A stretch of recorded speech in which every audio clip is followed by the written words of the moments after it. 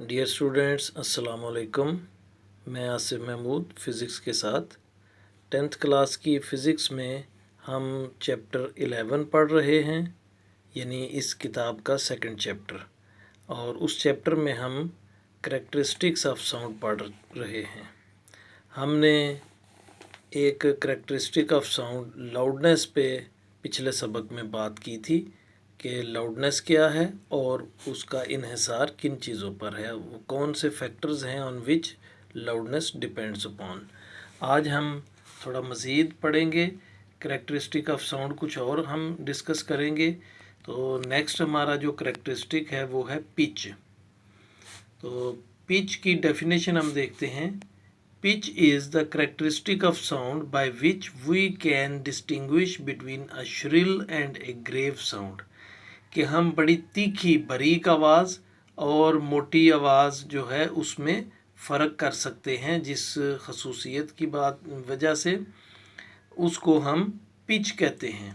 तो पिच जो है ये साउंड की एक करैक्टरिस्टिक है।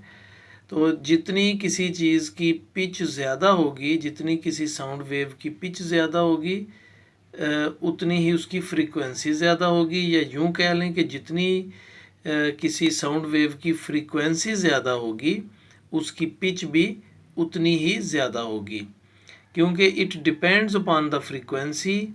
अ higher pitch means a higher frequency and vice versa. यानी ज़्यादा बुलंद, ज़्यादा फ्रीक्वेंसी का मतलब है कि ज़्यादा पिच। तो यानी ज़्यादा पिच होने का मतलब यह है कि वो ज़्यादा बारीक आवाज़ होगी। हम देखते हैं the frequency of the voice of ladies and children is higher than that of man. तो ख़वातीन और बच्चों की आवाज़ की फ्रीक्वेंसी ज़्यादा होती है, जिसकी वजह से वो ज़्यादा श्रिल होती है। Therefore the voice of ladies and children is shrill and of high pitch. यानी वो ज़्यादा बारीक होती है और उसकी पिच ज़्यादा होती है। हम ये कह सकते हैं कि उसकी पिच ज़्यादा है। तो यहाँ पे ये डायग्राम के ज़रिए दिखाया भी गया है कि पिच में तब्दीली से फ्रीक्वेंसी में क्या फ़र्क पड़ता है, या यूँ कह लें फ्रीक्वेंसी में तब्दीली से पिच में क्या फ़र्क पड़ता है। तो ये लो पिच है क्योंकि इसकी फ्रीक्वेंसी लो है। फ्रीक्वेंसी लो का मतलब है कि 1 सेकंड में किसी पॉइंट से जितनी वेव्स गुजरती हैं उसको उसकी फ्रीक्वेंसी कहते हैं। तो चूँकि इनका वेवलेंथ ज़्यादा है, इसलिए ये एक पॉइंट से 1 सेकंड में थोड़ी वेव्स गुजरेंगी। तो इसका मतलब है कि इसकी फ्रीक्वेंसी लो है। फ्रीक्वेंसी लो है तो इसकी पिच भी लो है। अब देखें, ये और वेव है एक, इसकी फ्रीक्वेंसी ज़्यादा है क्योंकि इसकी वेवलेंथ बड़ी थोड़ी है। तो 1 सेकंड में एक पॉइंट से ये ज़्यादा वेव्स गुजरेंगी। तो ज़्यादा वेव्स गुजरने का मतलब ये है कि इसकी फ्रीक्वेंसी ज़्यादा है। फ्रीक्वेंसी ज़्यादा है तो इसका मतलब है कि इसकी पिच ज़्यादा है, हाई पिच पे है ये। तो ये तो पिच की डेफिनेशन थी।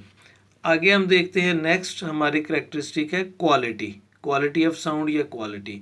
The characteristic of sound by which we can distinguish between two sounds of same loudness and pitch is called quality. अब ये तरह पॉइंट समझने का है कि अगर किसी साउंड की लाउडनेस भी एक, दो साउंड्स हों, उनकी लाउडनेस भी एक जैसी हो, उनकी पिच भी एक जैसी हो, तो हम फिर भी उनमें फ़र्क कर लेते हैं। उनके दरमियान जो हम फ़र्क कर लेते हैं वो उस क्वालिटी की वजह से है, साउंड की क्वालिटी की वजह से, यानी उस खसूसियत की वजह से है जिसको हम क्वालिटी कहते हैं। मसलन उसने देखा है कि हम किसी कमरे के बाहर खड़े हों तो अंदर एक पियानो बज रहा हो और एक फ्लूट यानी बांसुरी बज रही हो, तो हम दोनों की आवाज़ में फ़र्क कर लेते हैं, बेशक उनकी पिच भी सेम हो और उनकी लाउडनेस भी सेम हो। तो हम जिस करैक्टरिस्टिक की बिना पे उनमें फ़र्क कर लेते हैं उसको हम क्वालिटी कहते हैं। तो क्वालिटी जो है, इसको यहाँ पे दिखाया हुआ है कि इनकी वेव की शक्लें कैसी होंगी। यानी ट्यूनिंग फोर्क जो है इस, और फ्लूट है और क्लारनेट है। तो क्लारनेट और फ्लूट और फोर्क, इन तीनों की पिच और इनकी लाउडनेस जो है वो सेम है, लेकिन वेव की शक्ल में, फॉर्म में फ़र्क है। तो इसी फ़र्क की वजह से हम कहते हैं कि इसकी क्वालिटी मुख्तलिफ है, जिसकी वजह से हम इन साउंड्स में फ़र्क कर लेते हैं। नेक्स्ट है हमारी डेफिनेशन जो हम पढ़ेंगे वो है इंटेंसिटी। इंटेंसिटी का लफ्ज़ी मतलब है शिद्दत।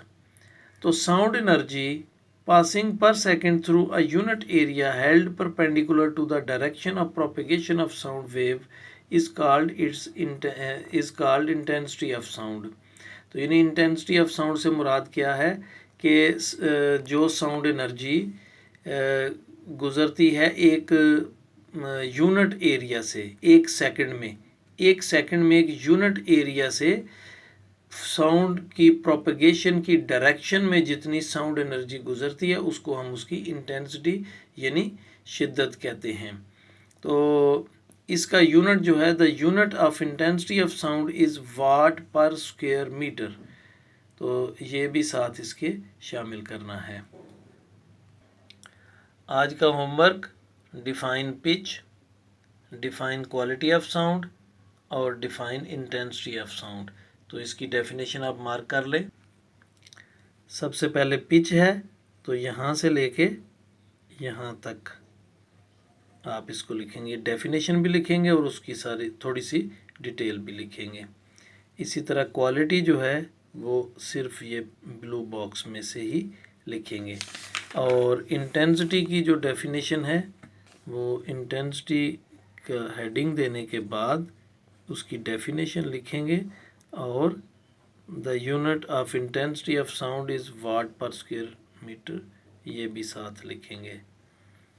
तो ये आज का आपका होमवर्क है, इसको याद भी करना है और लिखना भी है। अभी आपके डियर स्टूडेंट्स, अभी आपके मंथली टेस्ट भी होने वाले हैं, इसलिए अच्छी तरह से तैयारी कर लें और अपना सबक साथ साथ रिवाइज़ करते जाएं, नोटबुक भी बनाते जाएं। अनकरीब हम इंशाल्लाह आपकी नोटबुक्स भी चेक करेंगे और अभी आपके मंथली टेस्ट भी होने वाले हैं, तो इसलिए आप कोताही ना करें। ये बड़े अहम दिन हैं आपके, जो छुट्टियों की नज़र हो रहे हैं। आप इन छुट्टियों को ज़ाया मत कीजिए और अच्छी तरह मेहनत कीजिए, क्योंकि आपके 9th का रिज़ल्ट का इन्हिसार भी इसी पेपर पर, इसी इम्तिहान पर होना है जो 10th में होगा। तो इसलिए आप बहुत मेहनत करें ताकि आपके नंबर अच्छे आ जाएं 10th में भी और 9th में भी, फिर यही नंबर आपके काउंट होने हैं। तो आप इसलिए बहुत ज़्यादा मेहनत करें। बहुत शुक्रिया, अपना ख्याल रखिए, दुआओं में याद रखिए। अल्लाह हाफिज़।